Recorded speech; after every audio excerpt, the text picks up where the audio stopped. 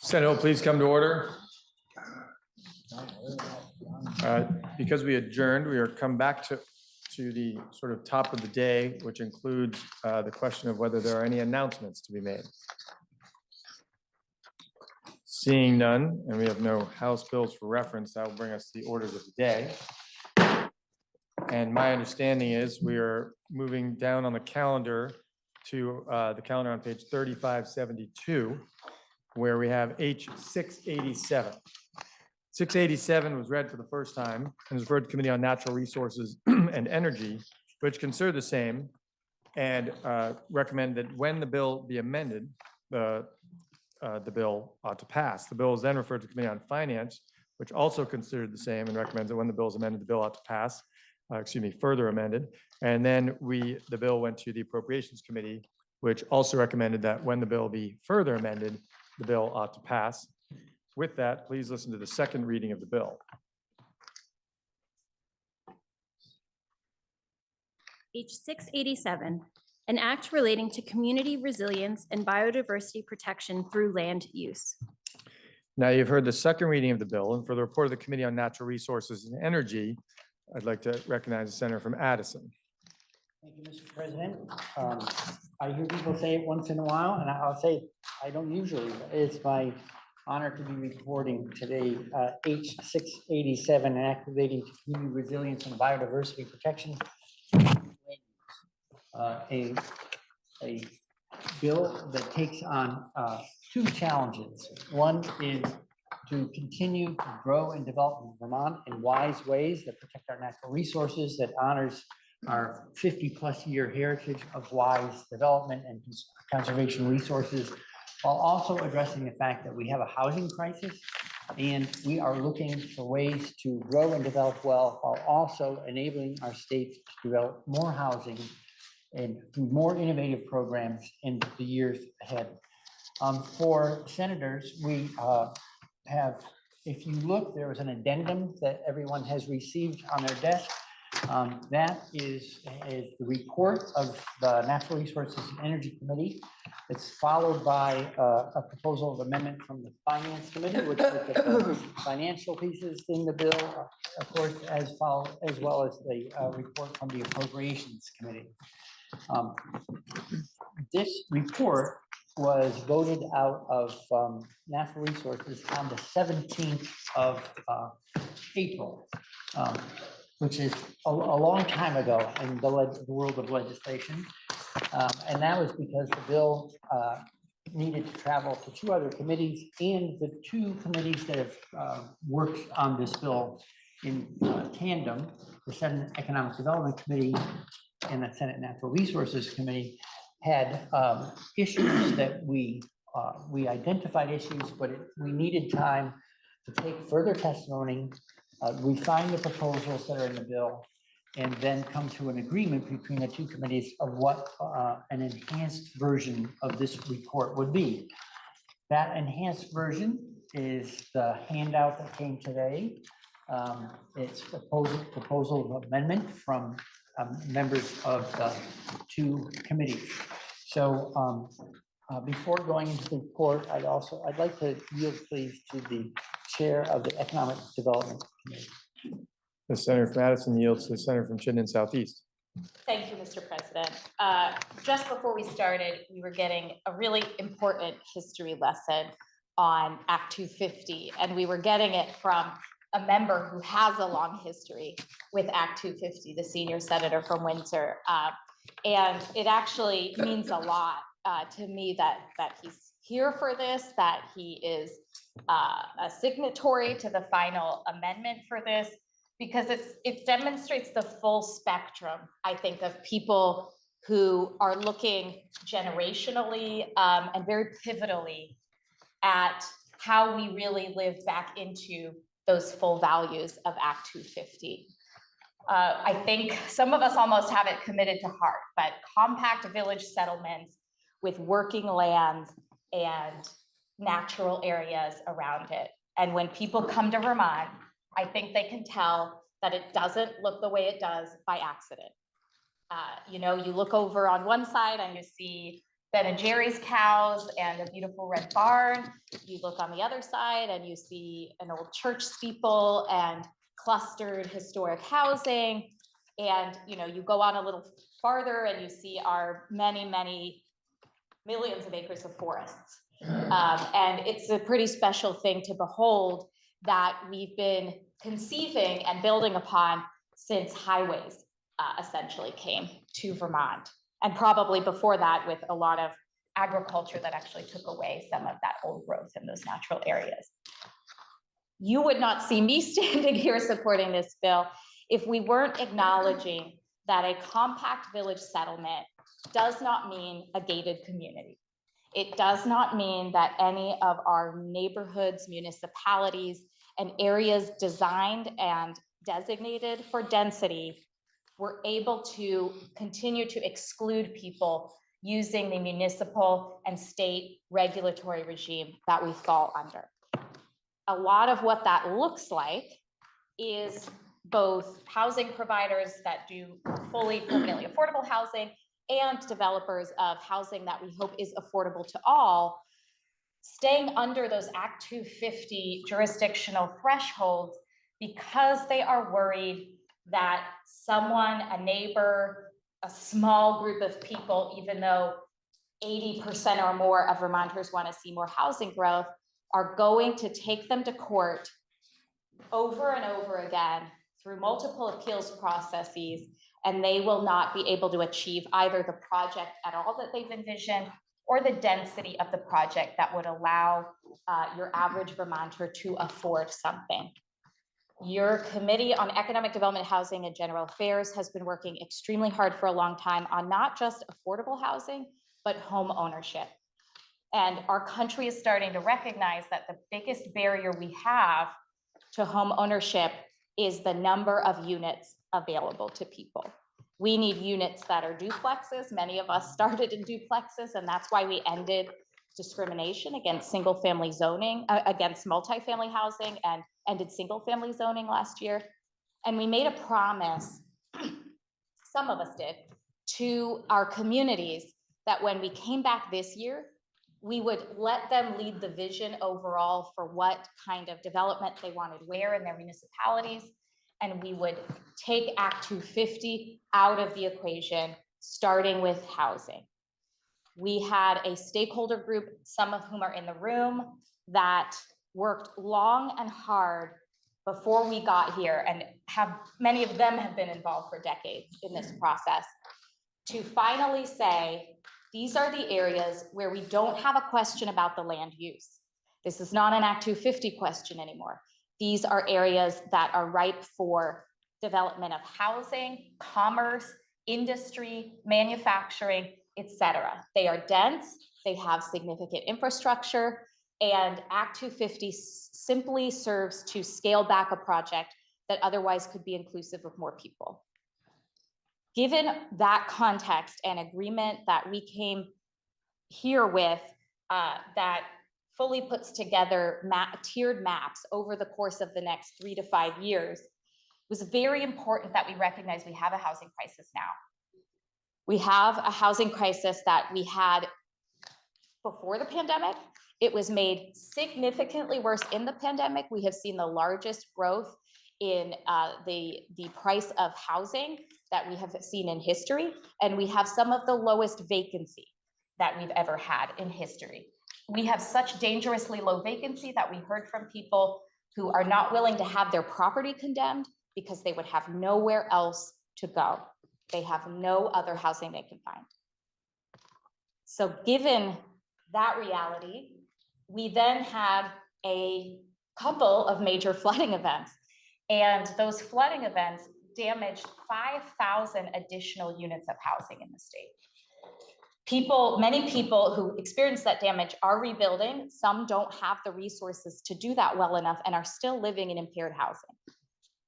All of that adds up to something, if there was a word beyond crisis, that we face today, where we have less than 600 houses on the market for sale.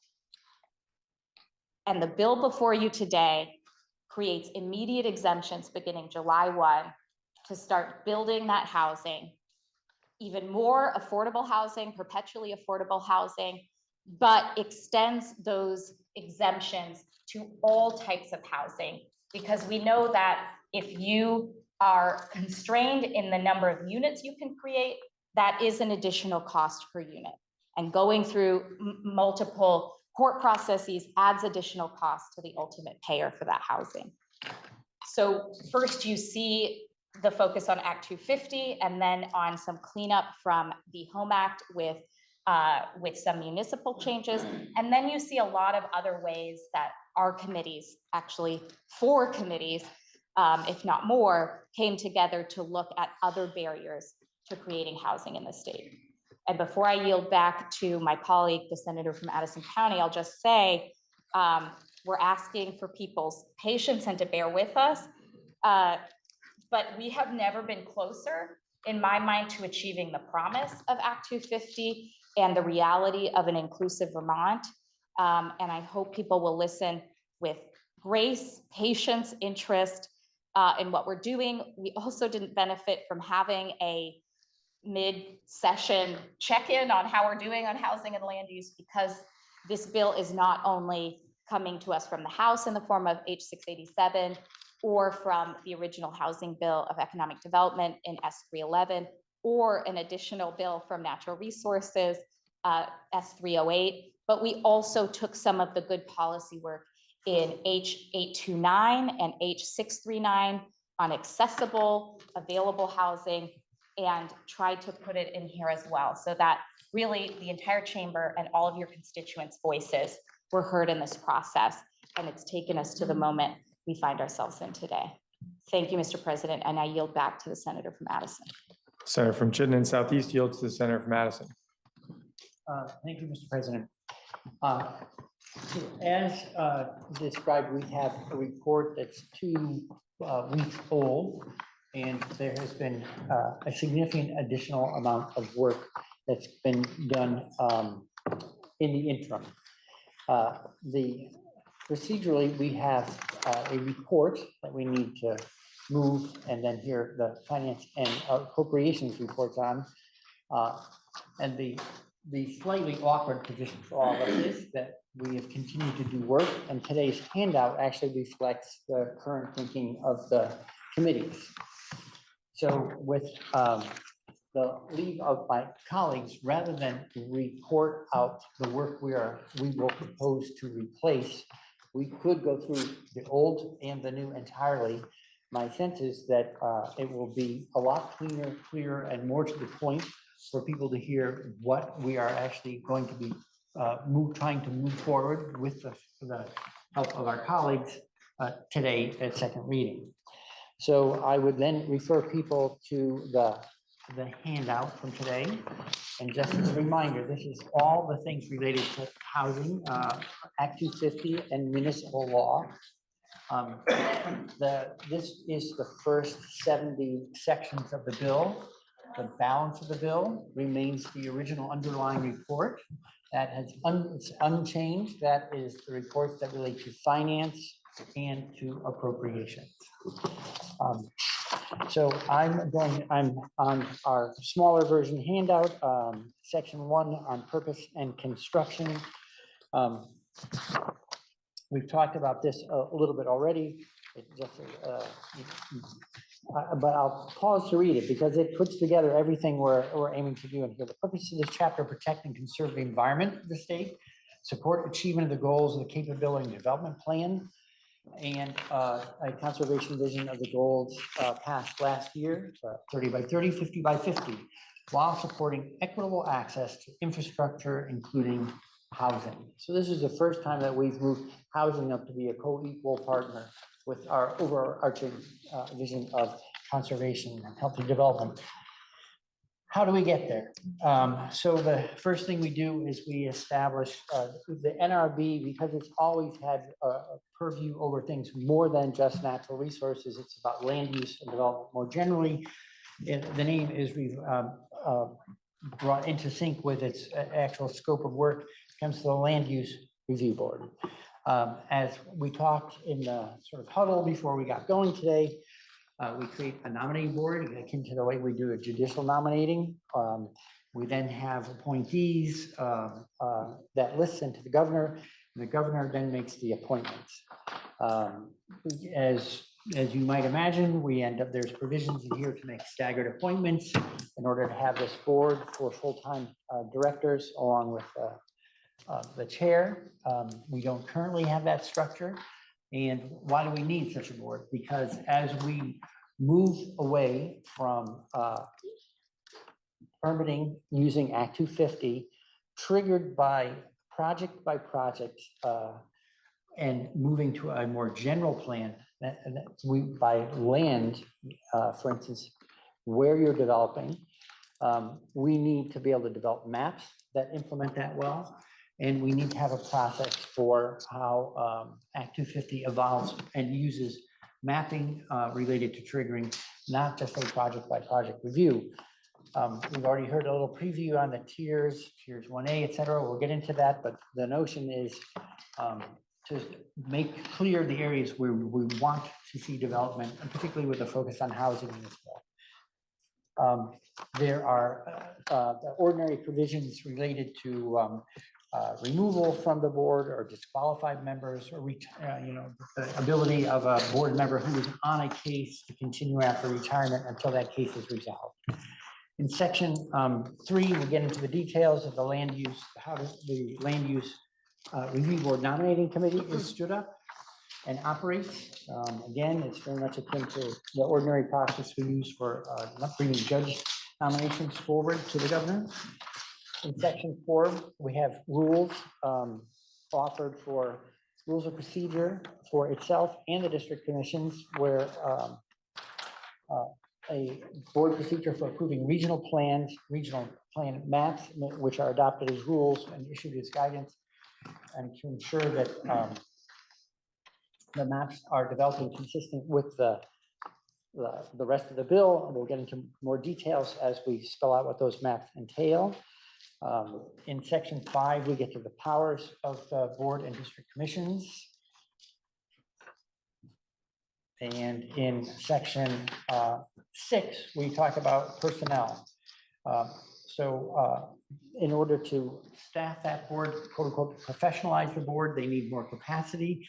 And that we spell out who the regular personnel is: an executive director, supervising and administering administration of the board, and the ability to hire experts as necessary to facilitate the work of the board.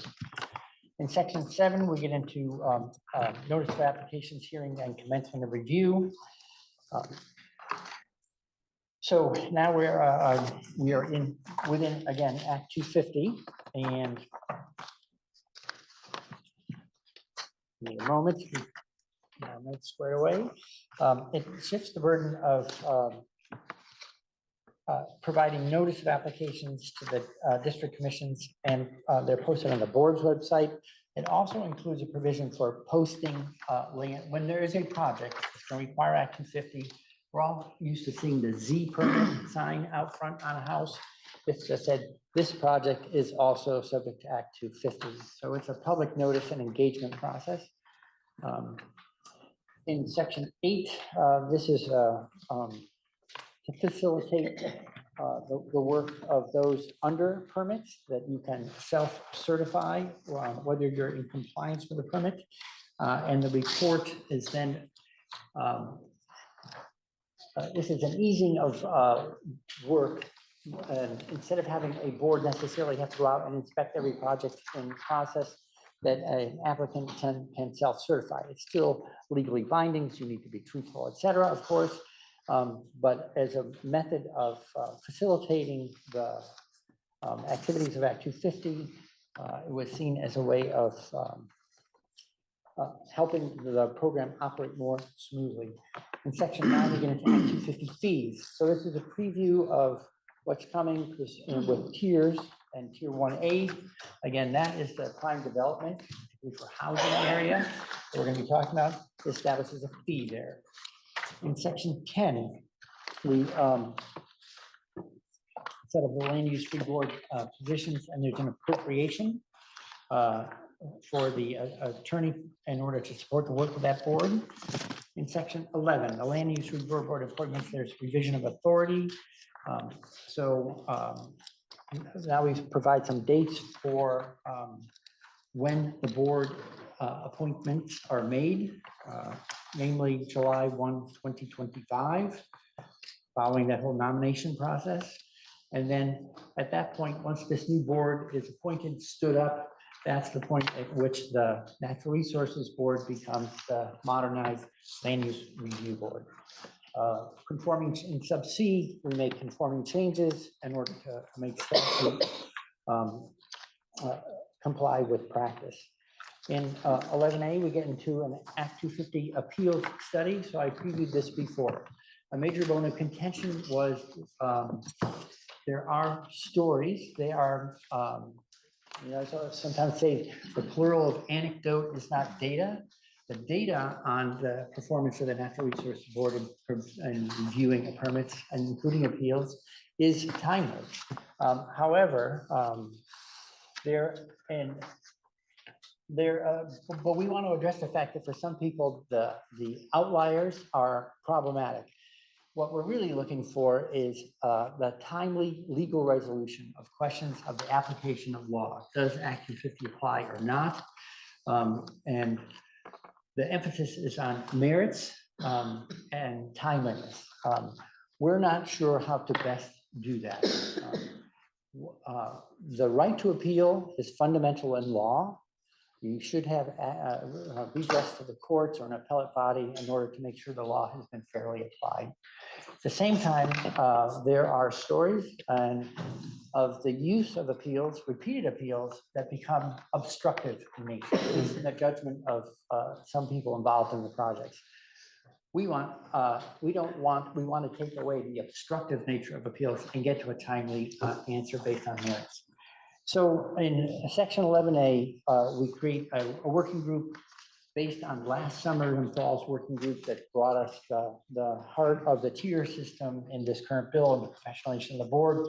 And we asked them to help us address how we might improve appeals. There's two proposals. One is staying at the Environmental Division of Superior Court. The other is bring back those appeals to this revitalized and strengthened Natural Resources Board, the Land Use Review Board. We won't need such a board for at least 2 years. There's no reason to try to hash that out now. What we do want to do in the meantime is provide more resources to the current board at the current court in order to help them have timely processing of appeals. And then we'll have the study group look at opportunities to improve appeals even further. And a future legislature will hear the product of that work group and respond to it, I'm sure. In 12, I already addressed this before, but briefly we defined forest blocks. We know they're a central part of a healthy habitat and a healthy state. A forest block, a contiguous large block of forest function at a markedly better level than one that is fragmented with housing throughout it, for instance. So we just want to be aware that when we develop, we look at forest blocks and are there ways to minimize the negative impacts of development on those forest blocks. 13 it carries on in the same line. We're talking about ecosystem protections. In 14, we modify the Act 250 criteria to bring in this notion of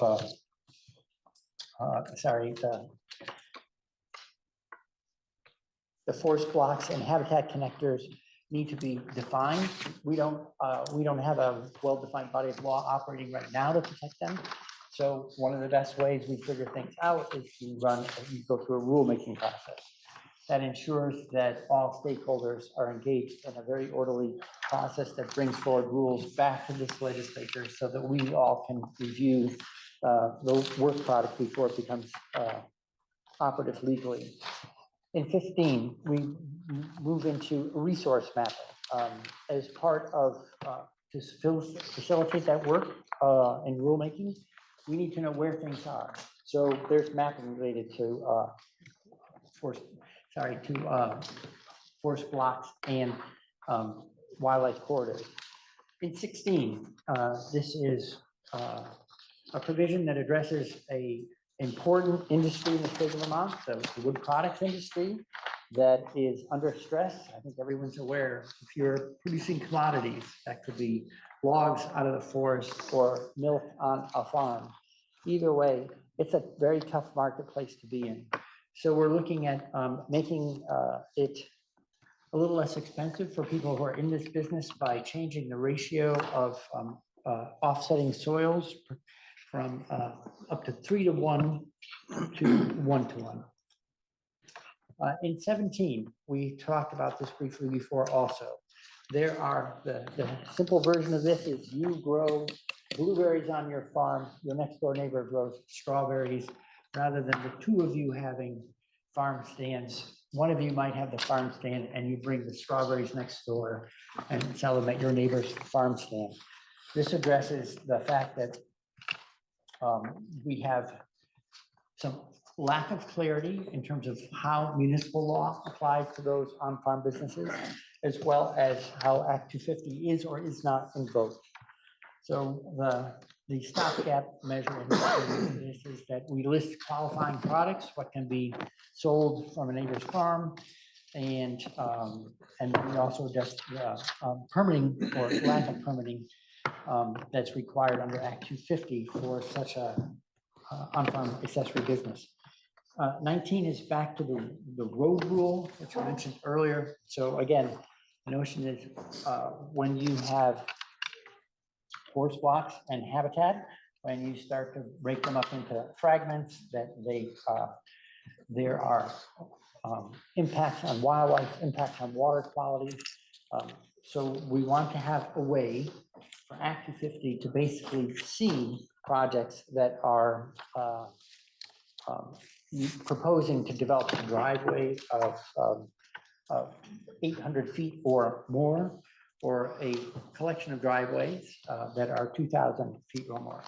When we talked about this years ago, I got on Google Maps and draw a map. I'll have to double check, but I think 2,000 feet means starting out in front of the State House, walking down State Street till you get to Main Street, hang a right on Main Street, walk down Main Street till you get to the bridge and turn into Sarducci's.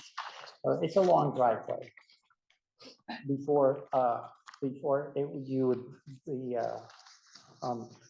trigger review. Section 20 relates the road construction related and the rulemaking. And with that, I would like to yield to the senator from Washington at section 21, please. Senator from Madison yields to the senator from Washington. Thank you, Mr. President. So picking up on section 21. So section 21 establishes the jurisdictional triggers for tier 3 areas, as I've described in the caucus of the whole, and it also adds a definition for tier 2. So for tier 3 in section 22, it defines the process where the NRB will be adopting rules for defining tier 3, how it will be administered and mapped.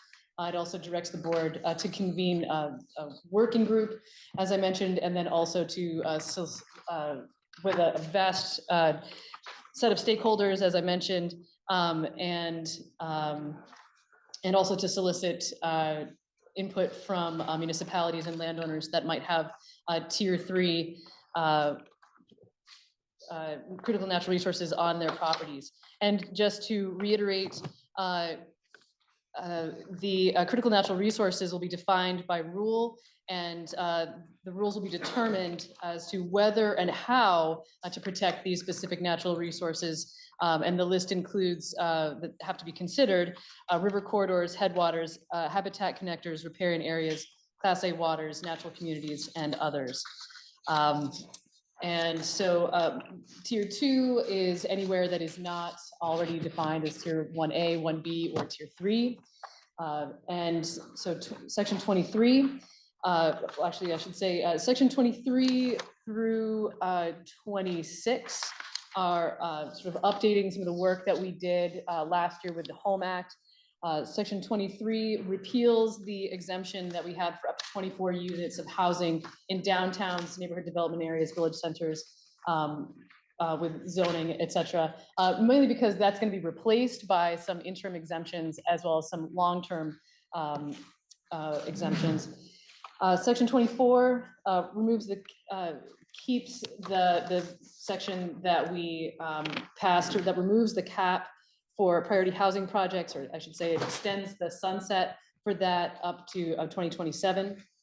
And that's if they're in downtowns, neighborhood development areas, or growth centers. And then it also extends that provision to within a half-mile area around those designated centers. So it creates sort of a bigger buffer or bigger area where those priority housing projects can move forward with no cap. Section 25 repeals the provision that would have required someone to get a jurisdictional opinion if they want the exemption to apply to them. And it also repeals the Act 250 exemption for electric utilities, but Section 26 extends the sunset for rebuilding distribution lines closer to development. This was a provision that we've seen some success with, even in the last year or so, as requested by the utilities, as they're bringing their utility lines closer to roads and out of the wilderness, so to speak. We figured they don't need an Act 250 permit to bring it to closer to civilization, so to speak. Section 27 and 28 are places where we defined Tier 1A as well as, Tier 1B and then Tier 1A, establishes the process that the Land Use Review Board will use to review that the maps that would establish Tier 1B areas. The regional planning commissions are to submit to the Land Use Review Board the plans, the maps that would propose that, and village areas are given Tier 1B status unless the town requests to not have it. Tier 1A, well, actually, and I should say a little bit more about that. Tier 1B areas are defined later as village areas that also references the village centers. They must have some bylaws, zoning bylaws. It must exclude flood hazard areas and river corridors. And they must have municipal water or wastewater. They don't have to have both, or they must have sufficient soils to handle the waste water. Tier 1A is more rigorous. They must be applied for. So Section 28 establishes the process for applying for the Tier 1A status. And that starts in 2026, or after the regional plan has been approved. I'm going to say, I'll say more about that right now. So Tier 1A areas can be a downtown or village center that has adopted zoning and land use development regulations. They must have public water and wastewater, and they must have planned for the maintenance of rare, threatened, and endangered species. And all of that is because what's coming up is that for Tier 1A areas, they would be granted a full exemption from Act 250 for those areas. And if you're going to give up Act 250, the permitting process in that area, then we want to make sure that the municipal process is sufficiently robust to cover all the things that would have been covered by Act 250, which is why it mentions the rare, where is it? Rare, threatened, and endangered species or planning for their maintenance. Section 29, the Land Use Review Board is going to be issuing guidance for how to apply for Tier 1A status by January 1st, 2026. Section 30 identifies that towns must identify tier 1A and 1B areas on their own town map. Section 31, which is the beefiest part of this, I would say, establishes the exemptions for the tier 1A areas and 1B areas. So in 1B, you can build up to 49 units of housing, including mixed use development. And in tier 1A areas, it's a full exemption of Act 250. It also, and I did not mention this in the caucus of the whole, it also creates an exemption for hotels and motels to convert space to permanently affordable housing without triggering Act 250. It also exempts accessory dwelling units and the conversion of commercial space to up to 29 or fewer units of housing. In the interim, so that is the picture for the long term or where we're headed. But in the meanwhile, we do have a housing crisis, and we need to be lifting some of the regulations now to encourage the construction of new housing. So in places that are already designated as new town centers, growth centers, and neighborhood development areas, we'll be able to build up to 75 units of housing. This is beyond what was allowed in the Home Act, and then up to 50 units of housing within a quarter mile of village centers with zoning, or places that are what we call urbanized areas of 50,000 people near a transit route. I'm happy to talk more about that if there are questions. And then all housing within downtowns is exempted until 2028. Section 32 adds a accessory dwelling unit and transit route definition. Section 33 directs municipalities with tier 1A status to add Act 50 permit conditions to their land use permits moving forward. Sections 34 through 36, actually 37, are about either reports or a study. So we've got in here a tier 2 area report study to look at jurisdictional triggers used within tier 2, how to address them by parcel size and criterion 9L, and anything further that needs to be done with accessory on-farm businesses. It includes a report on wood product manufacturers on recommendations for the permitting process for them, and the location-based jurisdiction review. So land use review board reporting back on any changes they want to see. And then there's a study, the affordable housing development regulatory incentives. So to report back on any recommendations to incentivize affordable housing in designated areas. And then sections 39 through 43 are all as requested by the Environmental Justice Advisory Council. So these sections all push back dates for the work of the Environmental Justice Advisory Council. They felt that they needed more work. And so you'd see a variety of dates that are pushed back there. And then part of the reason why they needed more time is because they needed more meetings allowed per year. And so this moves them from 8 meetings per year to 12. And with that, I will yield to the senior senator from Windsor. The senator from Washington yields to the senior senator from Windsor. Thank you, Mr. President. I'm going to be essentially repeating what I had said during the briefing, a little more detail perhaps. Section 44 deals with amicus briefs.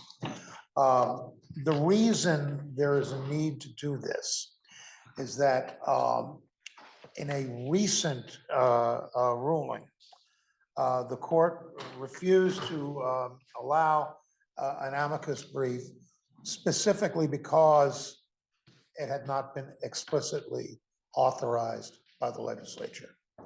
Actually, amicus briefs or material assisting parties go back decades and is standard procedure.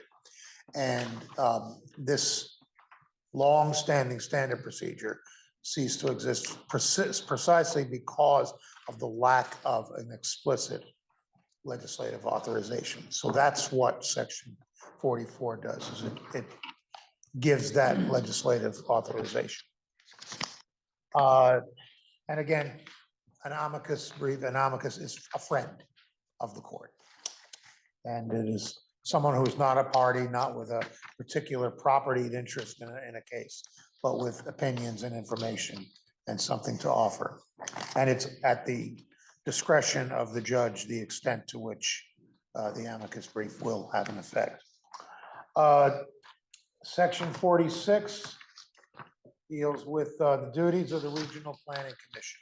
And the sections I'm reporting on here have to do with planning commissions, their duties, the plan, certain requirements for regional plans, and the mapping necessary to create regional plans.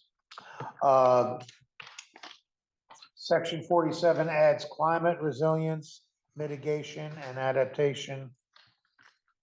It says here adaption. I read that as though that's a typo. Maybe that's the word, and I've been mispronouncing it.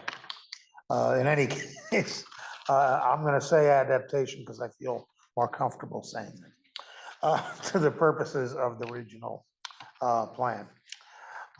Section 48 updates the process for adopting the regional plan, including the notice, public engagement, and notice and engagement with municipalities.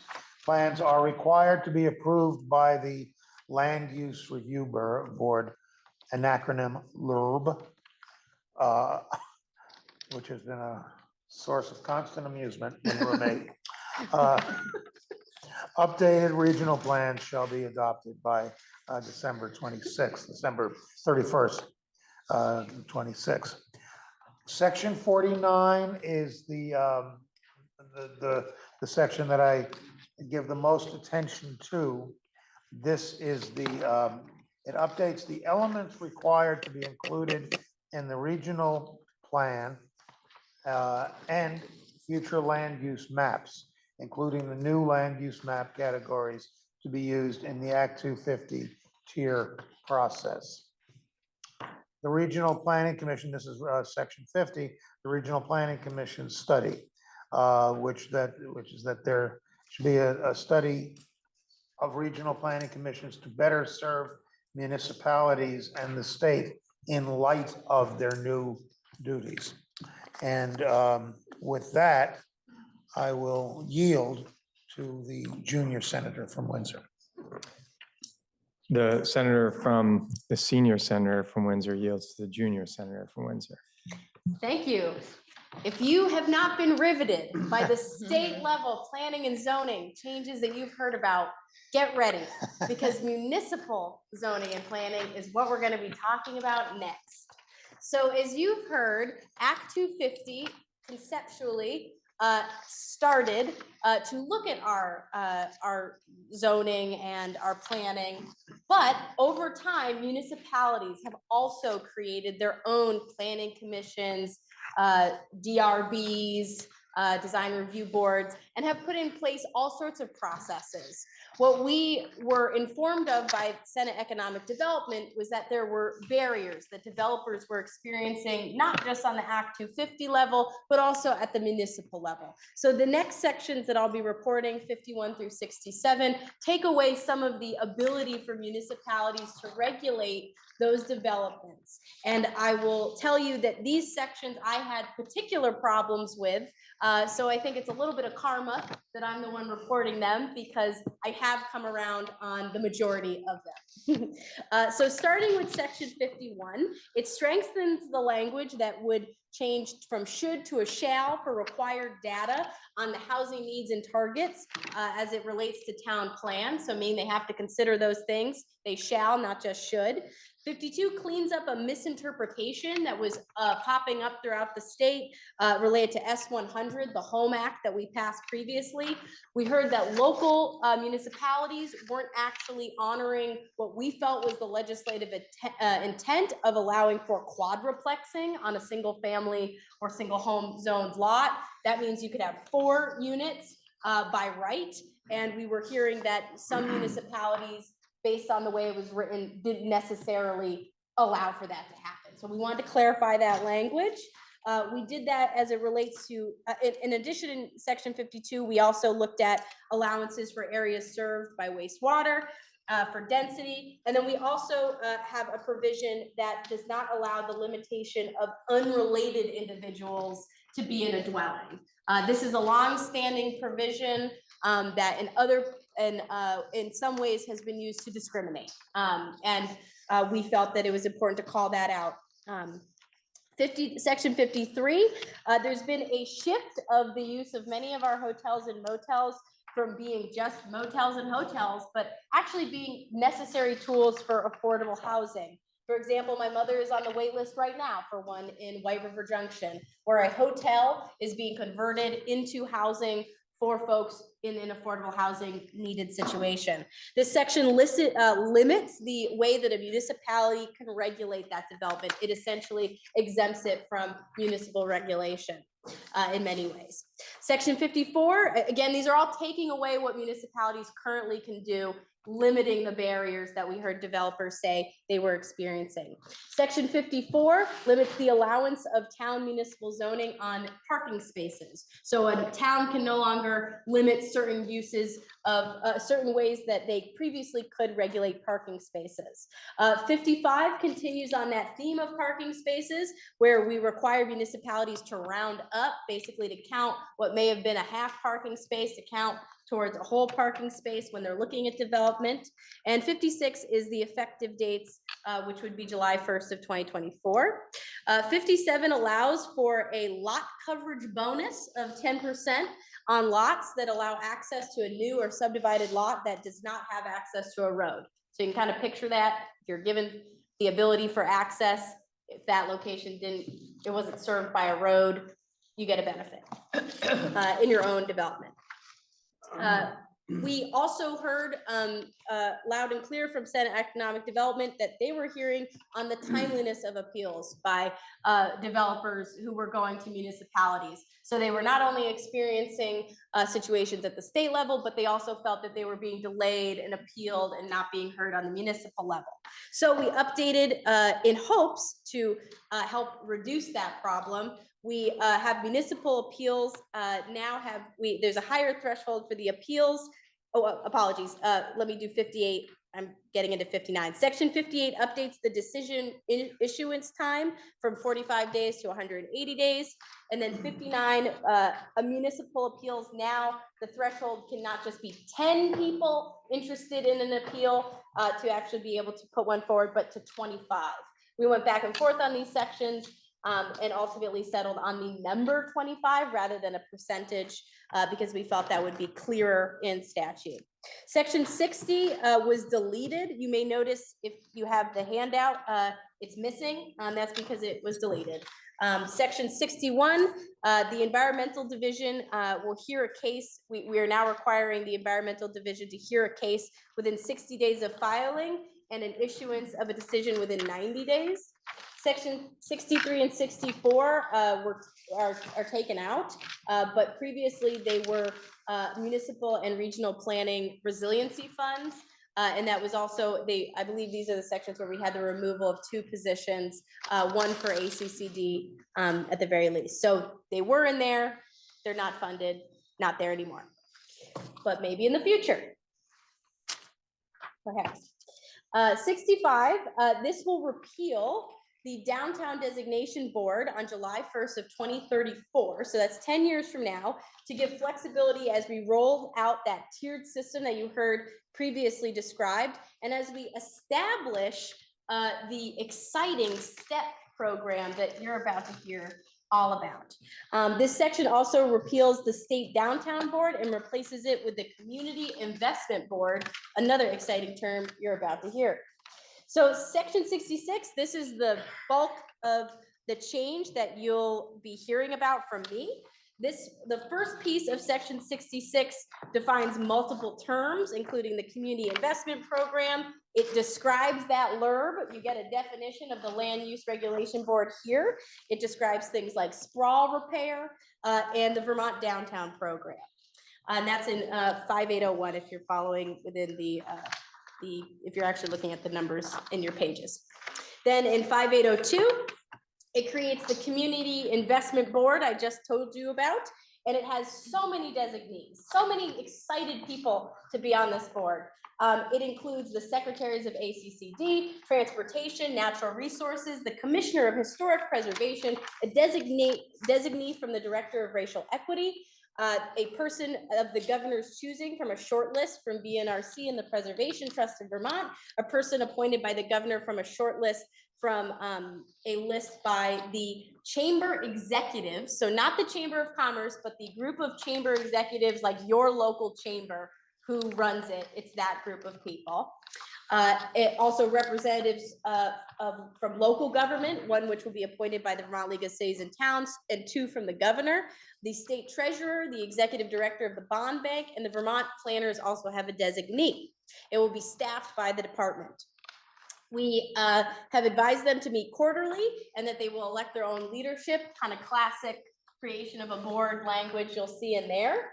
And if you're wondering, what will this group do now that they've been set up with these fantastic designees? Well, let me tell you, they're going to do 5 things. The first is that they're going to serve as a funding and benefits coordination group. They're then going to review and comment on those regional planned future land use maps you heard about earlier. They will also award tax credits. And if you have the opportunity to look at the Designation 2050 report and information that we received from ACCD, you will know that over $20.4 million worth of tax credits were advanced by or dispersed by the similar board that we repealed between 2018 and 2022. So that's a significant amount of money that this board has the potential to review and allocate if the trend continues. They will also, the fourth thing is that they will be able to manage the Downtown Transportation Improvement Fund. And then fifth, they will review the Land Use Review Board guidelines, etc., for the future land use planning maps. And then 5803 and the further sections actually go into what the different steps and what the designation will look like. This was a proposal that was brought to us by folks at ACCD out of the Designation 2050 program. It is a complex but more simplified way of designating our village centers and downtowns as we've seen in the past with a stepped benefits. So basically they step up over time or based on where they were previously with their designation. I have a chart. It's not a prop. It's very small type. I'm happy to, if anyone wants a copy of it, it essentially is just a roadmap of where a municipality would go in that process. And I'm not going to go into crazy detail because I'm not a planner and I'm not going to be applying for this as an individual or on behalf of a municipality. But if you want to know the basic gist, it's that you move up, the better you do. The more things that you meet, the more benefits you get as a community, the more allowances you get as a community.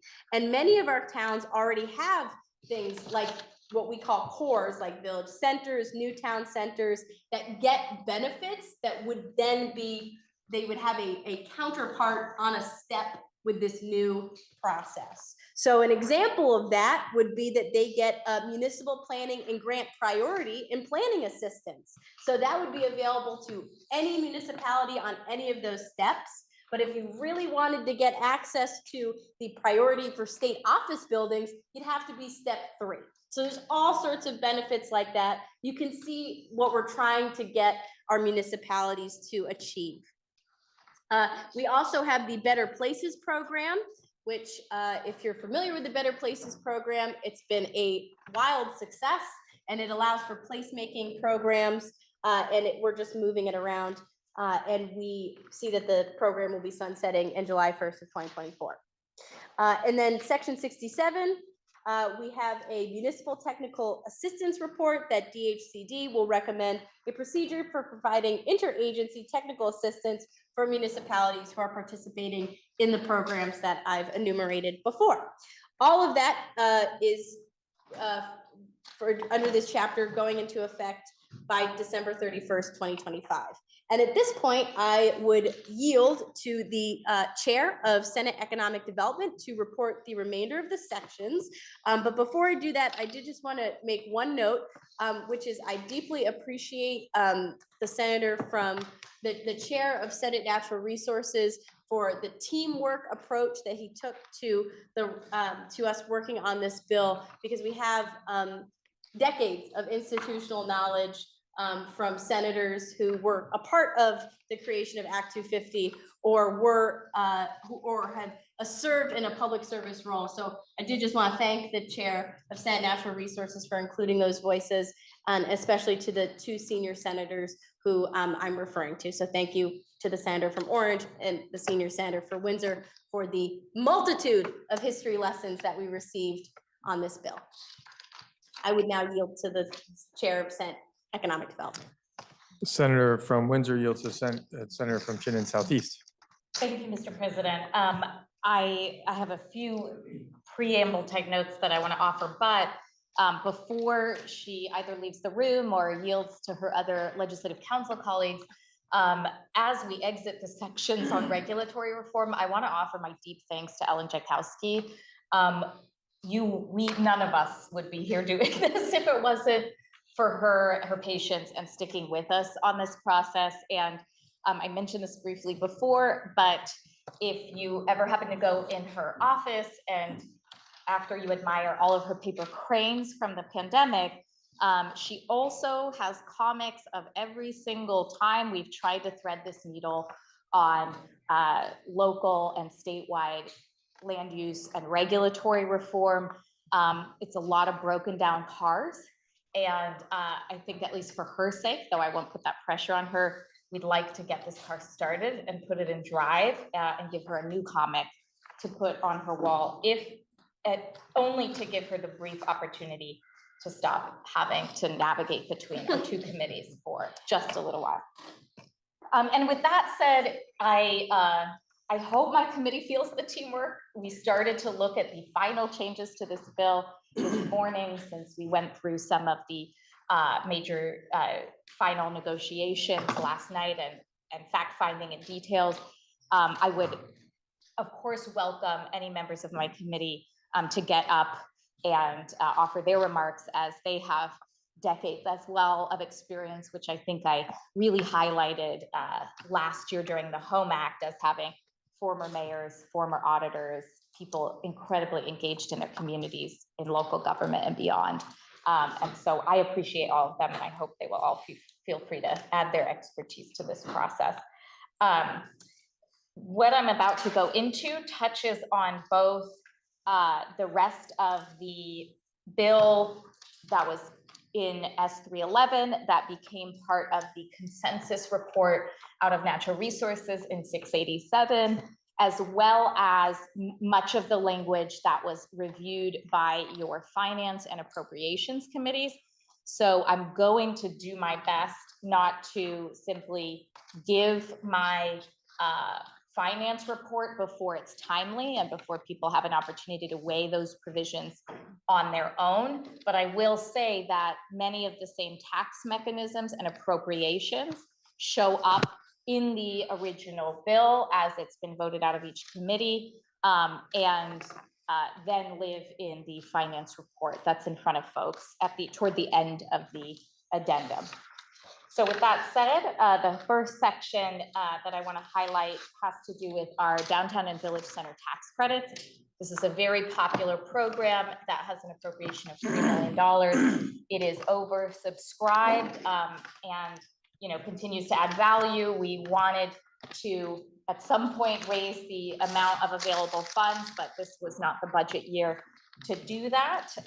But we do offer changes that help the tax credits be put to use for flood mitigation and for other purposes that they previously either had not been allowed for or not in the same amounts. So you see flood mitigation tax credit to include buildings not located in the flood hazard area, given that that's a kind of more constrained sense of what is in a flood hazard area than we now know from recent events. There's some cleanup language And there is an increase in those tax credits that are available in code improvement and flood mitigation from 50 to 100,000 for code improvement and 75 to 100,000 for flood mitigation, recognizing that simply the cost of building, repair, restoration has gone up, as well as the need for flood mitigation support. The deleted section there was the increase of the downtown tax credit from $5 million back down to its $3 million that it has enjoyed. It did go up to 5 million in the last couple of years when we had recovery dollars. Since then, we simply don't have that continued resource, but I don't want to speak for the chair of appropriation. Next, I would move on to the tax sections, and this is an actual tax that we are imposing in this bill or increasing for a certain type of housing. So this is a property transfer tax increase, and I want to remind folks that the property transfer tax is paid by the purchaser of a home one time when they when they complete that purchase. So it is a percent of the value of the home, and for in the current status quo, you pay 1.25% property transfer tax based on the value of the home.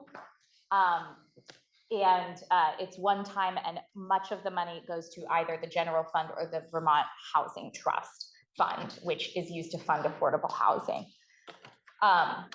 We doubled that property transfer tax to 2.5%. I should also say this doesn't touch the 0.2% clean water fund that we voted on probably a decade ago, that helps recognize the link between owning property in the state and contributing to clean water. Is there a point of order? Yes, point of information. What is your point of information? Second. I think, may I inquire of the chair of Senate Economic Development? Let me, I'm just right. I don't believe so in that, but I would like to seek counsel for a moment. Point of information is about the process, not the ability to interrogate. So Rephrase. give me It's a just- point of information. What is your point of information? We finished the smaller report that we've been reading through. And I just wanted to ask if the chair might redirect the senators to the body of language that we're now moving into so that people can follow along. So with that point of information, since that is actually a question of me as opposed to the senator from Chittenden Southeast, I was thinking the same. And that is to be found on page 76 of the addendum, is where you'll find section 73 with respect to the tax on transfer of title to property. And I believe we would be following on from there in the addendum. If I'm incorrect in answering your question while you're asking it, then as we finish, the senator from Chittenden Southeast will be able to continue in their report and could correct me if I'm wrong. Thank you for your point of information. Senator from Chittenden Southeast, you may continue. Thank you, Mr. President. You are correct. I apologize. I'm trying to limit the amount of paper I try to pick up right now. But that is correct, and it is immediately followed on page, now I shouldn't even have mentioned that. It will but- continue on from there is where Yes, your report will go The Senate Finance report follows that. eventually. Once I finish all of the sections. After I go through the taxes and the housing program allocations, there is more housing policy language that gets us out of what will be discussed in the finance and appropriations amendments. And I hope that is clear to folks somewhat. And I welcome the correcting, of course. So we now are bypassing this section, imposing a 2.5% property transfer tax on the purchase of residential property that will not be used as a primary residence by the purchaser. That has its own interpretations right now within the tax department, who we heard from, both in the Senate Economic Development Committee and your Finance Committee. That I will get to in the finance report. But largely, a purchaser would attest to the use of the home either as a primary homestead, as a long-term residential rental, or neither, and to be used as a non-primary residence. And that would be verified later that year by the tax department as to whether or not they issued a landlord certificate designating it as a long-term residential rental or a homestead declaration declaring themselves as a primary resident of that household.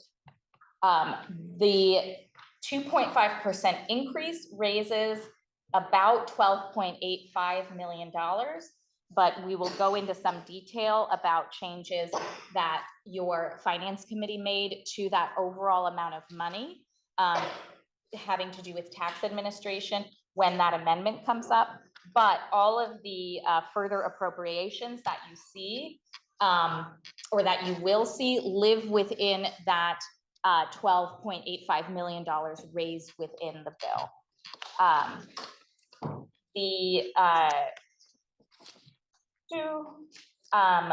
We used the existing funds that are beneficiaries of the property transfer tax, raised them some, but I will let your chair of appropriations discuss how these funds often end up being not withstood, so that it's a specific amount of money that is ultimately appropriated rather than just the strict percentage of money that would have otherwise gone to those funds. But when you add the 5.1 million allocated in here to the existing appropriation to the Vermont Housing and Conservation Trust Fund, that is largely expended by the Vermont Housing and Conservation Board, and when you add the $1.3 million to the Municipal and Regional Planning Fund, you end up getting additional dollars both for affordable housing and for municipal and regional planning as these entities undertake the land use mapping.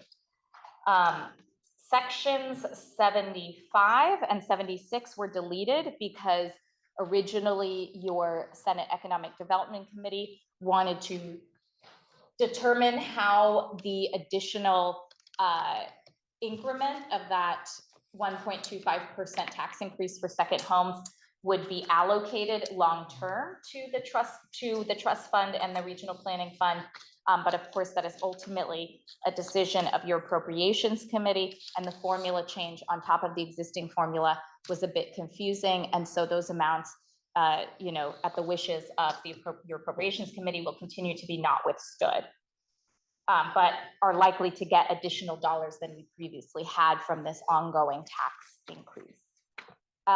Sections 77 through 83 are a variation on a proposal that came from the administration that would create a property tax freeze on newly constructed or rehabilitated property that was of low value previously, so was being renovated and rehabilitated.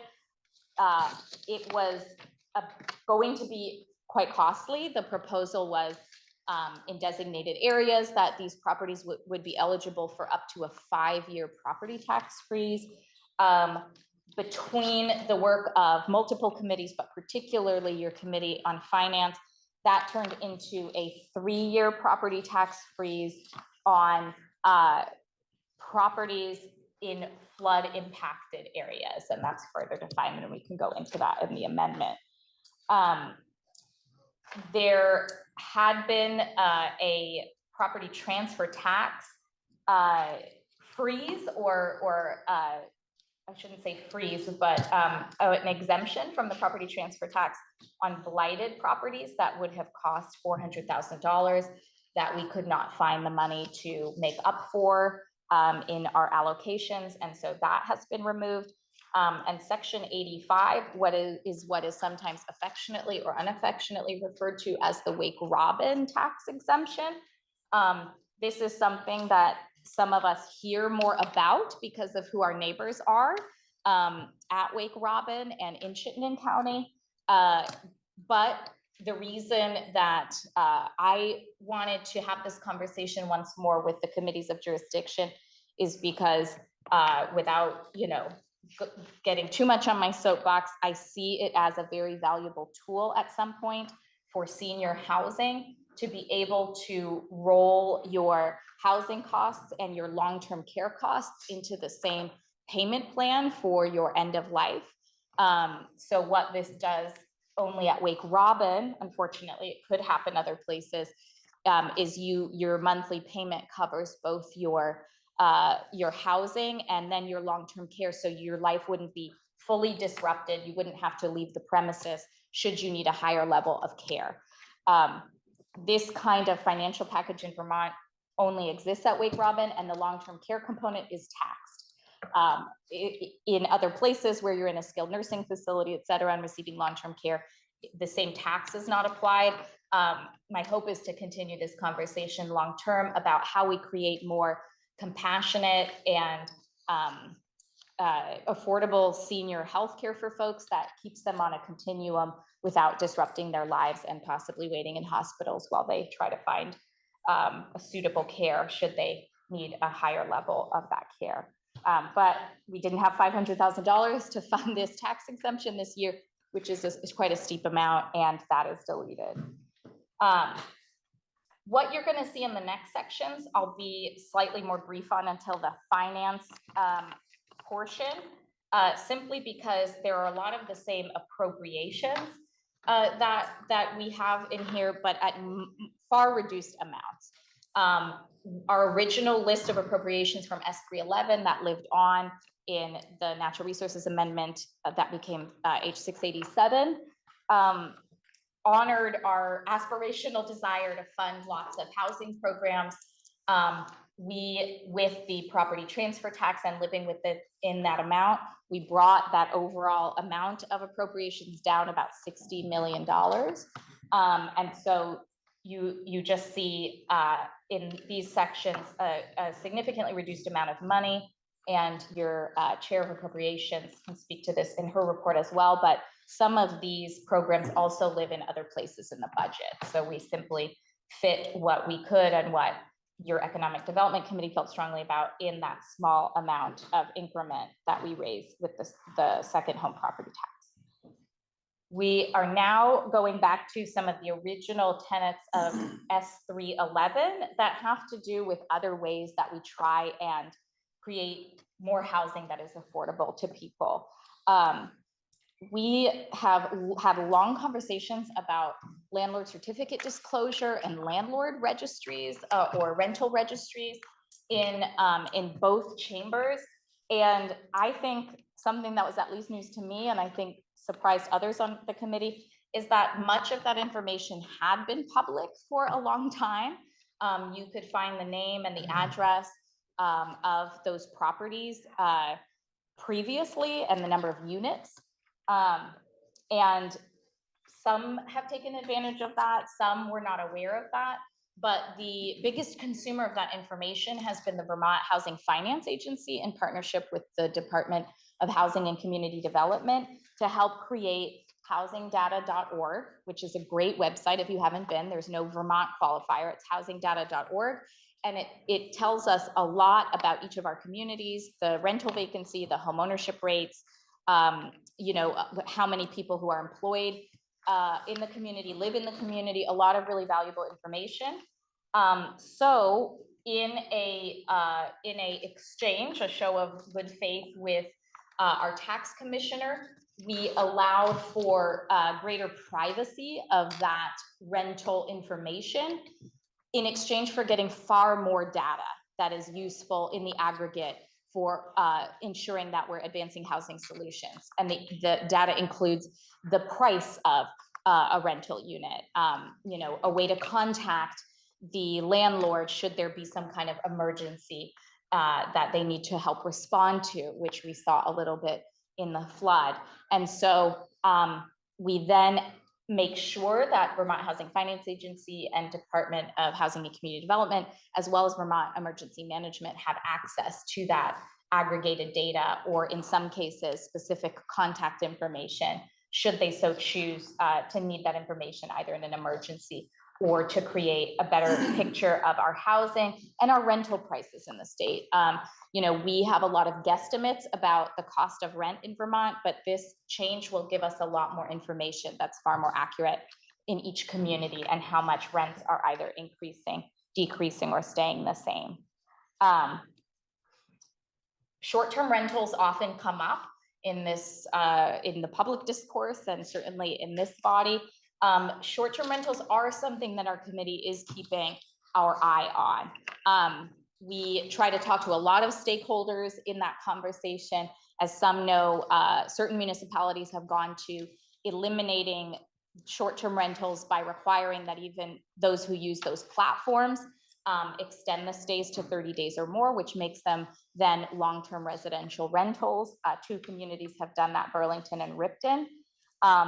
What we know right now, after last year, we approved the purchase through the Vermont Housing Finance Agency of a program called AirDNA, is that there are probably 5 or so communities, largely where a lot of vacationing happens around ski areas, et cetera, that do have a significant impact on their housing stock from the presence of short-term rentals, that it's very easy to offer either your own personal home, a home on your property, or a second dwelling as a short-term rental and keep it rented throughout much of the year. But when you look past those 5 communities, you see very few short-term rentals around the state concentrated in any one community. And you see more of the picture that we tend to hear about from, you know, the person in Guilford or out in a rural community that's using that short-term rental to either maintain their own home, rent out a room in their own home, to rent out something on their property, or to keep, you know, what they have the right to keep, which is a non-primary dwelling, and rent it out for half the year. And I often am heard to say, my enemy is not short-term rentals, it's vacancy. It's properties in the state that sit vacant for very long periods of time, whereas these platforms give people the opportunity to rent out even their own home for maybe 1 to 6 months out of the year. I say all of that because the concern that we continue to hear is that short-term rentals do not have to meet the same health and safety standards as our other lodgings. Most of them would be likely to be exempt anyway, because we exempt 3 or more units of lodging as not having to meet the high standards of most lodging establishments. And lodging establishments are federally regulated as well. So they come under strict ADA compliance and strict health compliance.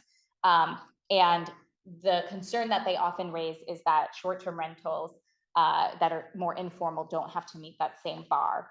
The Division of Fire Safety has already been tasked with working on guidance on the health and safety rules that need to be made available to all short-term rental providers in the state through, and we have asked that they direct those platforms that are most popular to release that guidance and make it clear to those rental providers so that they can thereby make it available to their visitors and guests. And we require short-term rental operators to post that guidance physically and online. So someone has a phone number to call at least to issue a complaint or to get an investigation ongoing if they feel that that dwelling that they're staying in is not meeting those health and safety requirements. This is something we plan to look at long-term, but I just wanted to give people the picture on short-term rentals.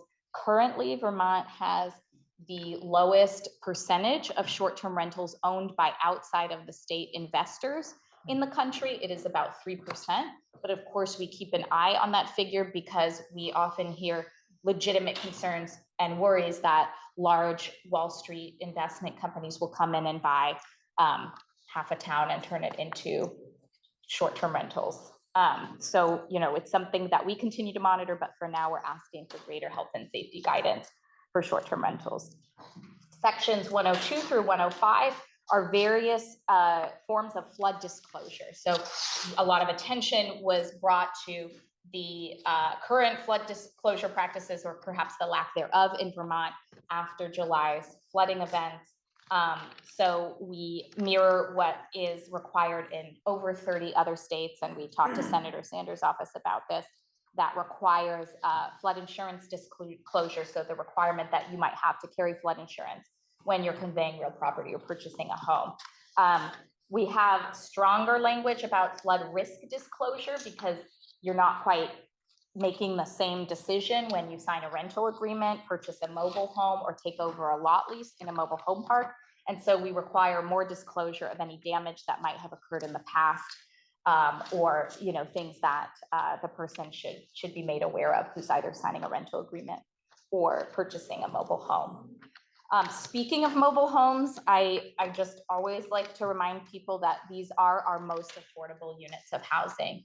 Anywhere between 8 to 10% of the Vermont population live in mobile homes in the state, whether that is a manufactured home within a mobile home park or on separate property, on property they own or property they rent. But when you put that together, it is some of our most affordable housing for people. And yet much of it, we are still trying to make sure is on higher ground in safe areas and not impacted the same way by floods. As I think a lot of us remember from Tropical Storm Irene, damaging a mobile home with floodwaters is like damaging a car. It becomes completely unusable and not something that you can repair. So it's important to us to help get people the governance and the siting that they need to live safely in their mobile homes, as well as opportunities to repair that property. We had a mobile home task force this past year, and I want to thank the senator from Windham, Senator Harrison, for serving on that and bringing us some great changes, some needed in statute, some that could be taken care of in other ways. And so this amends the manufactured home improvement and repair program, and adds another $1 million appropriation to DHCD to offer awards under that program. Section 108 was based on the availability of funds, was the $1 million appropriation to the mobile home technical assistance program. We wish we had more than $1 million for mobile home support right now, but it is limited to that $1 million appropriation, some of which can still go to support technical assistance for repairs, et cetera. Sections 109 and 110 have to do with age-restricted housing. This is generally senior housing, and it's something that our committee is starting to keep an eye on, particularly when it comes to the private ownership and transfer of age-restricted or senior housing. Some of you might be starting to hear, my rent goes up twice a year in my senior living facility. This place is for sale, but I don't even know who's selling it and who might buy it. These can be really big problems for our senior folks and their families if rents continue to go up or they feel extorted, and they're in the private market and don't have anywhere to go. So we have written in a right of first refusal to purchase privately owned age-restricted housing. We have privately owned age-restricted housing on the market right now, and want to make sure that our affordable housing folks have the opportunity to engage in negotiations to potentially buy that first.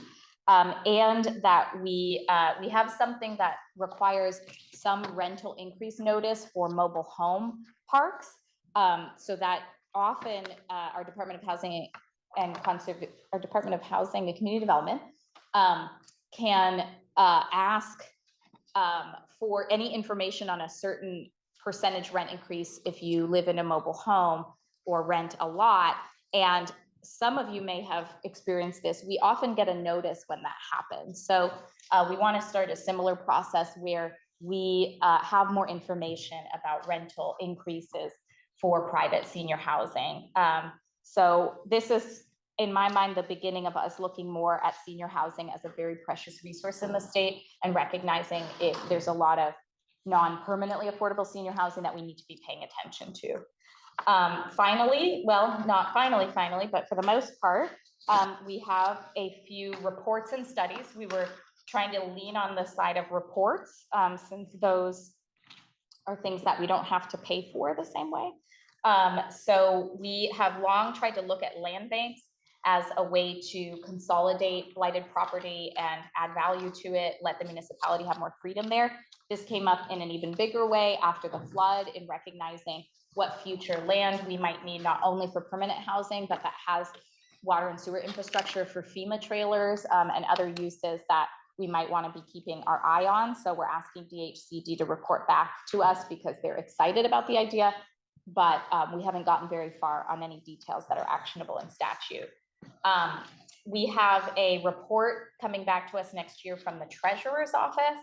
And this is something that's coming up in more and more states that would try and create a mechanism for building your credit out of your rental payments. Currently, one of the most consistent payments people make in this country is their rental payment. And currently, it's one of the only payments that is not likely to appear on your credit score.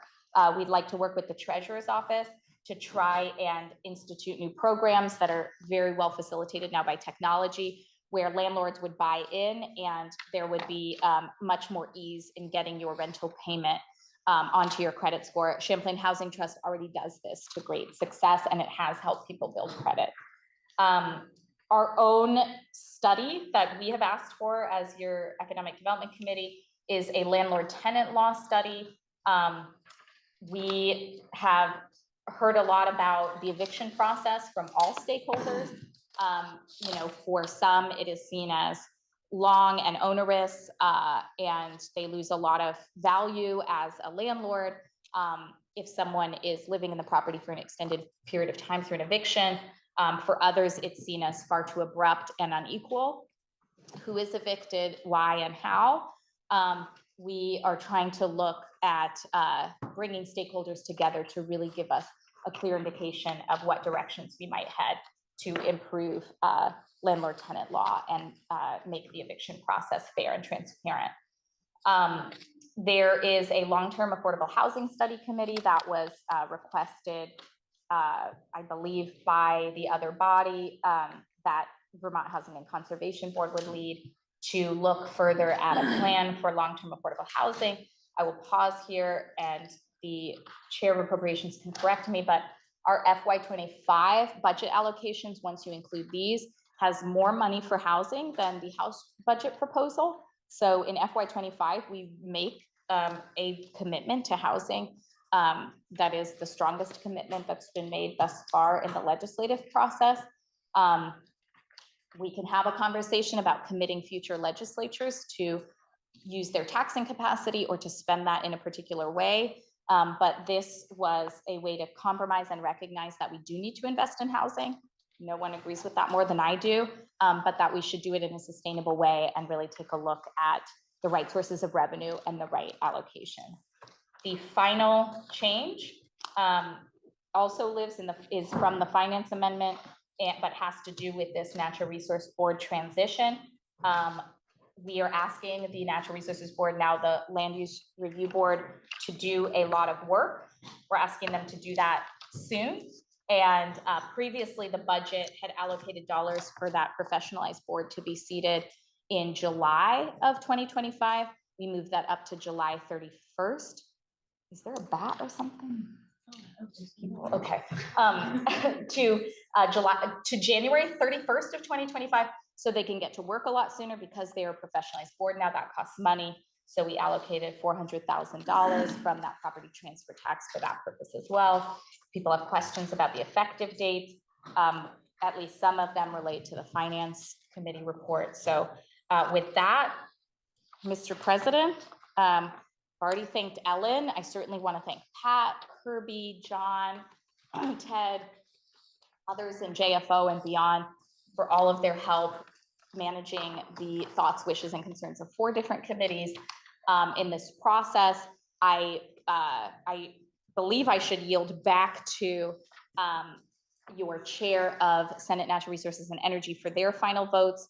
We all heard from probably hundreds of witnesses collectively, so people can ask questions. I did want to say that on the property transfer tax proposal, the only group, interest group that came in opposed to that was the Vermont Realtors. And our original S311 came out with a vote of 500. When it came to this final amendment that we have been discussing back and forth, that came out this morning at 410. We certainly, we recognize that this process has tested people's patience with how much they're being asked to absorb in a very short amount of time. I know I speak for all of us involved that we appreciate that on behalf of the body, and we are available to have conversations and answer questions. And I think this would be a monumental step forward for our land use law and for visioning the future of the state of Vermont. I appreciate everyone's patience in getting through this report. And with that, I yield back to the senator from Addison. Senator from Chittenden Southeast yields to the senator from Madison. Mr. President, we have one more report in the sequence of reports. And so I'm anticipating that we would move to the report. We have the report from Committee on Finance as well as Committee on Appropriations. Bill Redford, Committee on Finance, report of Committee on Finance, the senator. I was just going to make a point of clarity, a point of information. The Finance Committee did not freeze the property taxes. We froze the value. So if your property tax rate is going up 15%, you will pay the 15%. But for the 3 years while you're rehabbing the house, the value will stay the same.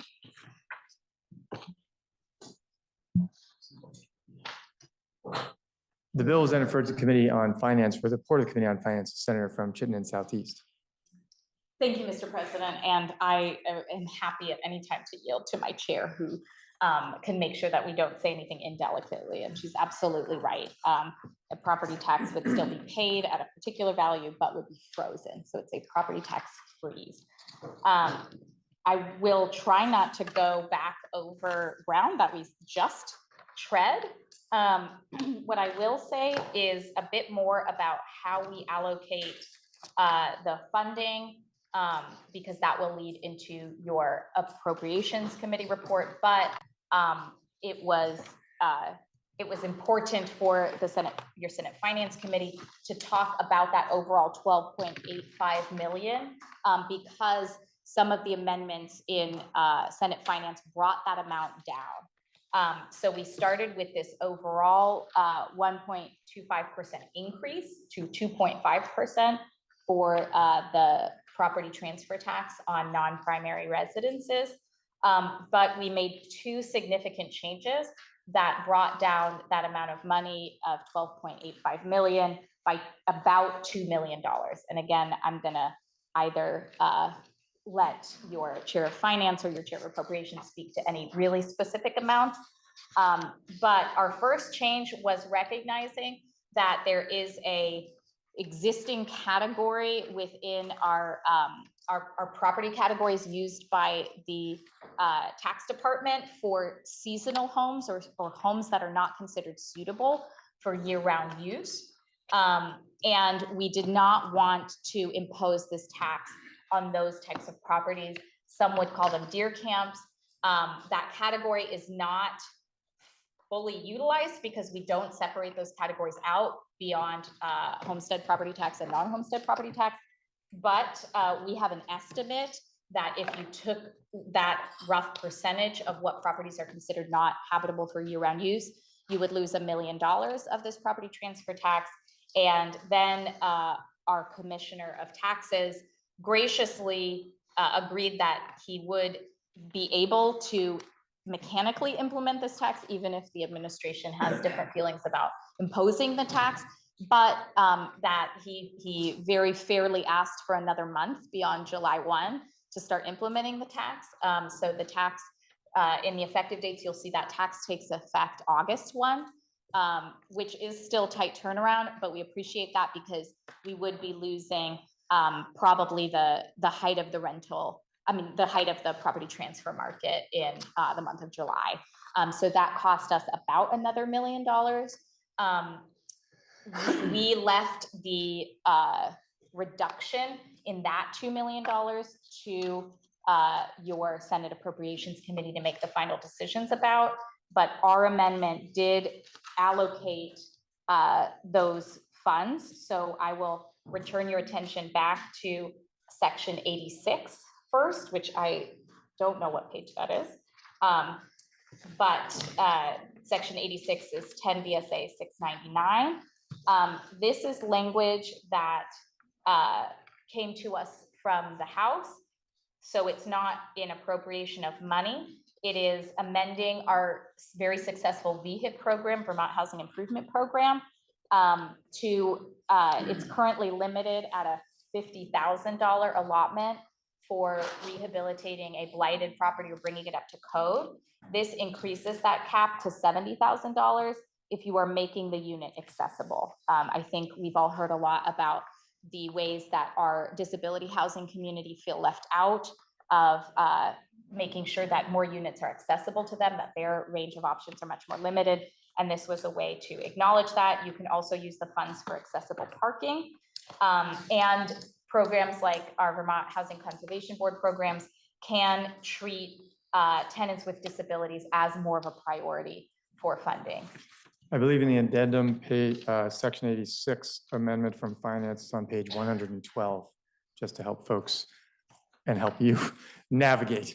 Thank you, Mr. President. Senator. Thank you. And for many, VHIP is seen as a very successful program on its own, but we do recognize that it goes to private landlords, and we have some 5-year restrictions on the kinds of ways that they try to make those units inclusive, because we're giving them essentially roughly the amount of money they would need to make those improvements and upgrades. So those tenant restrictions, like trying to make sure you're housing the previously unhoused, refugees, people with disabilities, et cetera, we extend those 5-year agreements to 10-year agreements in the program.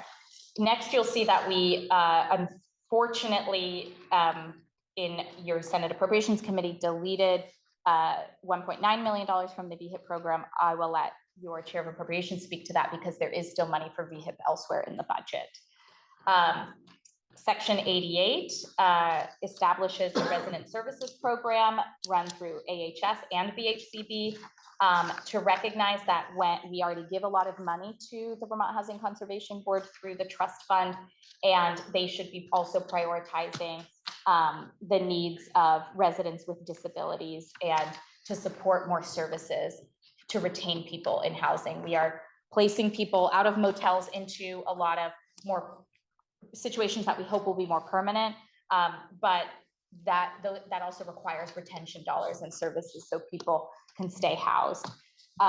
We do not add money to the middle income home ownership program this year, but we do allow them to change the formula so that they can create that balance between the affordability of the project and the value of the project as costs rise. So this is a request on behalf of the Vermont Housing Finance Agency. We appropriate $1 million for the Vermont Housing Finance Agency First Generation Homebuyer Program. It's been a very successful program with the $2 million we've appropriated in the last 2 years. They are not seeking more money, rather that money is being well spent to help people who have never experienced home ownership in their family, or they experienced foreclosure. And it is now being used as a way to bring more of the banking community into understanding ways in which they can better work with first generation home buyers and ensure financial literacy, but also that they're not unintentionally discriminating against folks who may not have had access to traditional loans before. $1 million is appropriated for the Land Access and Opportunity Board, which is in its very successful infancy, working to bring stakeholders who represent a much more diverse, racially diverse, particularly swath of Vermonters, into multi-generational farming, access to land, things that many cultures and communities have done for a long time, but we haven't seen them as much on the landscape in Vermont. And so growing out of the Vermont Housing and Conservation Board, they are now taking on a lot more responsibility, and we want to recognize and acknowledge their independence in that way. Again, this is section 92 asks housing authorities to prioritize tenants with disabilities. when they're renting out particularly accessible dwellings. So really to match, to do more to match people with disabilities to dwellings that are accessible. Sections 93 to 97 are deleted. You'll see that some of those programs are still funded at a much lesser amount, but that represents about $60 million of reduction in our aspirational funding for housing. But again, there is some of that money living elsewhere in the budget as well. And we feel really proud of the appropriations we were able to make this year. I mentioned some of the things that didn't survive, like the property transfer tax exemption proposed by the administration at $400,000, the Wake Robin related exemption at $500,000. We have the $400,000 appropriation to NRB, largely the effective date of August 1st for the property transfer tax on non-primary residences. And with that, Mr. President, I believe that covers the Senate Finance Amendment. But of course, I always welcome my esteemed chair's corrections to that. The vote on that amendment was 7-0-0, and we ask for the body's support. The bill then continued its journey and went to the Committee on Appropriations. And for the report of the Committee on Appropriations, the Senator from Caledonia. Thank you, Mr. President. I'm sure everybody's riveted at this point and coming down to money. Probably the easiest way of explaining the Appropriations Committee amendment is if you do have a copy of the, I believe, April 30th fiscal note. And what it does is gives a chart in terms of the amount of money and then how it was being recommended to be spent. As a result of the two changes that the Chair of Economic Development referenced that were made in finance, you will see that there was $1,980,000 less money to work with. So the agreement was that the bringing the appropriation in line with the available revenues would be done by an amendment in your Appropriations Committee. And the way that we were able to do it, and I realize the amendment is on page 122 of the addendum, but this seems to be an easier way for me to explain what we did. First of all, a big portion of meeting that 1.98 reduction came from VHIP, which was 1.9. And the reason we did that is because in the budget itself, we're carrying $4 million for VHIP, and there's also still quite a bit of money in the pipeline. Also, the bill would have provided for 2 attorneys to begin to staff the NRB beginning in January. And so we simply reduced 2 to 1, and then the following year, where you're going to have that additional $1 million available as a result of the delay in startup, that would be available. And so the second attorney could be created and would be funded in the budget for next year. And then that left us with $20,000, and we simply reduced the amount that went into the VHCB trust fund. So other than that, those were really the 3 changes to deal with that lesser revenue as a result of the changes made in Senate Finance. And so with that amendment and those reductions, the Appropriations Committee moved the bill favorably as amended on a vote of 7-0-0. Thank you. So this will be a process. Bear with me, please. My understanding is that the first vote will be whether or not the Natural Resources and Energy Report will be amended as offered by the Committee on Finance. That is the question before you. Are you ready for the question?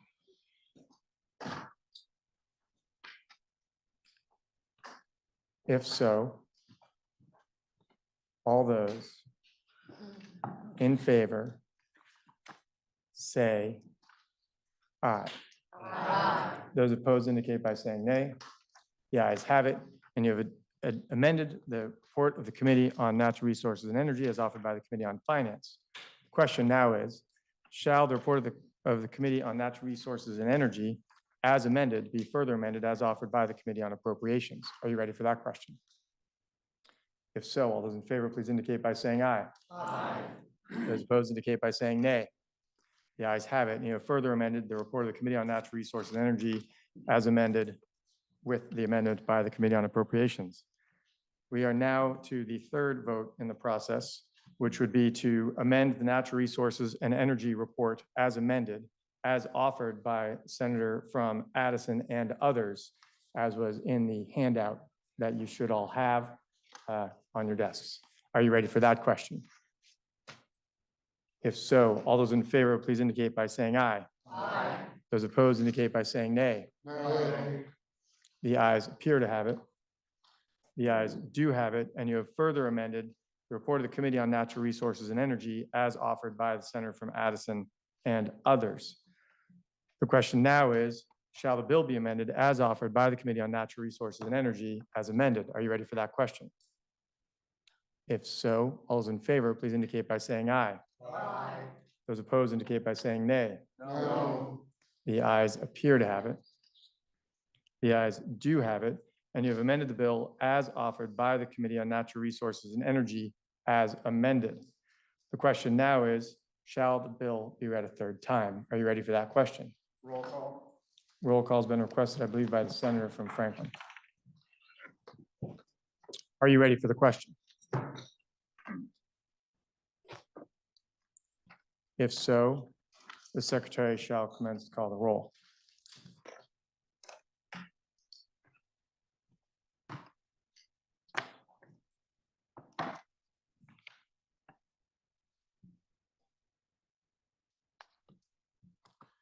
Senator Ruth, Yes. Senator Bray, Yes. Senator Brock, No. Senator Campion. Yes. Senator Chipman.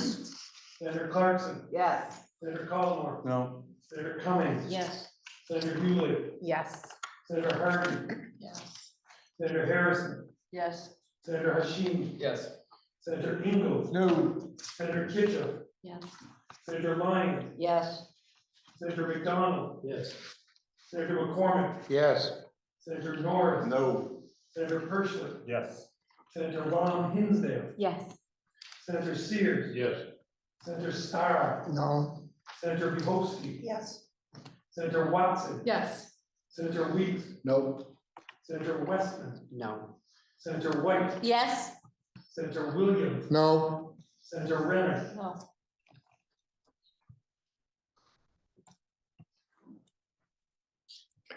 Please listen to the results of your vote. Those voting yea, 20. Those voting nay, 9. And you have ordered third reading of H 687. Senator from Chittenden Central. Thank you, Mr. President, and thank the body for that debate. At this point, our afternoon committees have work that they need to do. So I will, pending announcements, move that the Senate stand in adjournment until 11 a.m. Friday, May 3rd. Just a reminder that that is 11 tomorrow instead of 1. The idea is to give morning committees time to work, but to get at least an hour and a half more so that we can hopefully clear the calendar before we go into the evening. I believe there might be a question, Mr. President, so I will remain standing. Well, is it an inquiry of the senator or just, apparently, Senator from Windsor. Are we starting at 10 or 11? I believe 11. So I'll clarify, I think, where the question comes from. At one point, the senator from Chittenden Central indicated that by starting at 11, we would be an hour and a half earlier than normal. However, on Fridays, we do normally start at 11:30, so it would be a half an hour earlier, which is why the hour and a half, I think, was presumed from 11:30 to 10. Did I make That anything was clear? incorrect, but I am a word person. So I believe 11 o'clock is still the start time that I was hoping. Thank you, Mr. President. Are there any announcements? Senator from Addison. Mr. President, Senate Natural Resources and Energy will meet tomorrow morning at 9 a.m. Senator from Washington. Thank you, Mr. President. Senate Finance will meet at 3:15. We have an hour and a half worth of witnesses waiting. Any further announcements? Senator from Addison. Government operations will meet 10 minutes after the call of gavel. Senator from Bennington. Senate Education Week. 10 minutes after. Are there any further announcements? Senator from Caledonia. Thank you. Senate Appropriations has one bill, and I'm hoping if you come right down, because we have committee of conference at 3:30. So right after the call of the gavel, we'll meet. Thank you. Senator from Chittenden Southeast. Thank you, Mr. President. The current plan is for Senate Economic Development to meet at 9 a.m. tomorrow, but I anticipate there may be some amendments that we need to consider on this large amalgamation of H 687. And so I would ask that people notify us as soon as possible if they have amendments, and we'll probably have to add half an hour or so to our schedule meet at 8:30 to consider those. Senator from Washington. Thank you, Mr. President. Senate Transportation will meet right after the T-bill conference committee, which is meeting at 8:30. As soon as we finish that, if transportation could meet, we have a couple amendments, I think, to look at, as well as a bill that came back from the House to see if we want to keep there. Senator from Chittenden Southeast. Thank you, Mr. President. Senate Health and Welfare will meet very briefly at the fall of the gavel in the cloakroom with Ledge Council. Thank you, Mr. President. Are there any further announcements? Seeing none, the senator from Chittenden Central has moved that the Senate now stand adjourned until Friday, May 3rd at 11 a.m. Are you ready for the question? If so, all those in favor, please indicate by saying aye. Those opposed indicate by saying nay. The ayes have it, and the Senate will stand adjourned until 11 a.m. Friday, May 3rd.